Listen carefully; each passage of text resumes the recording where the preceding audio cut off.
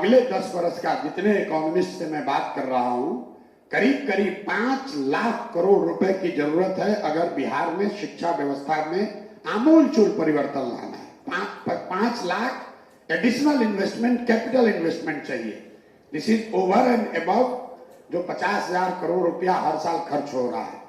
तो अगर आपको 5 लाख करोड़ रुपया जमा करना है तो एक उपाय जो दिख रहा है, अगर शराब बंदी को हटाकर इसके रेवेन्यू को सिक्योरिटाइज कर दिया जाए अगले 20 बरस, कि शराब के टैक्स से जो पैसा आएगा इस पैसे को बजट में नहीं लिया जाएगा, ये सिर्फ और सिर्फ बिहार में एक नई शिक्षा व्यवस्था बनाने के लिए खड़ा किया जाएगा, तो दुनिया भर के इकोनॉमिस्ट जो लोग हैं वो बता रहे हैं कि 15 से 20,000 करोड़ रुपया हर साल को अगर आप सिक्योरिटाइज कर दीजिए तो आपको अगले 3, 4, 5 सालों में 5 लाख करोड़ रुपया आप मार्केट से बोरो कर सकते हैं बहुत सस्ते दर पर। जैसे बुलेट ट्रेन चलाने के लिए 1 लाख करोड़ रुपया जापान से लोन लिया गया है 3% ब्याज पर।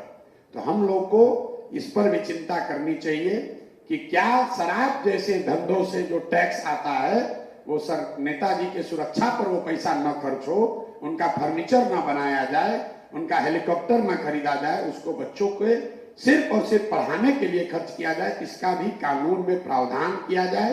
कम से कम जनसुराज की पब्लिक घोषणा में कहा जाए कि शराबबंदी अगर हटाएंगे तो ये पूरा पैसा सिर्फ और सिर्फ बिहार में भविष्य बदले इसके लिए बच्चों के पढ़ाई पर, कैपिटल इंफ्रास्ट्रक्चर बनाने पर खर्च करेंगे। इस पर भी आप लोग को चर्चा करनी चाहिए। और मतलब कि संसाधन आएगा कहाँ, ये मेरा एक विचार है। बाकी और जितने लोगों का विचार है कि 5 लाख करोड़ रुपया कैसे इकट्ठा किया जाएगा। अभी तो जो पैसा है वो सैलरी देने में ही चला जा रहा है। 5 लाख करोड़ रुपया चाहिए अगर आप बिहार में बेहतर, देश की सबसे अच्छी शिक्षा व्यवस्था बनाना चाहते हैं। उसके लिए इंफ्रास्ट्रक्चर के लिए, ट्रेनिंग के लिए, प्रोटोकॉल्स के लिए, प्रोसेसेस के लिए वो व्यवस्था लगेगी। And we must get ambitious.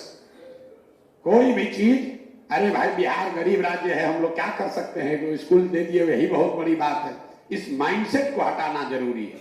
हम लोग के मुख्यमंत्री खड़ा होकर कहता है अरे भाई हम लोग गरीब राज्य है, खिचड़ी खिला रहे, यही कम बात है।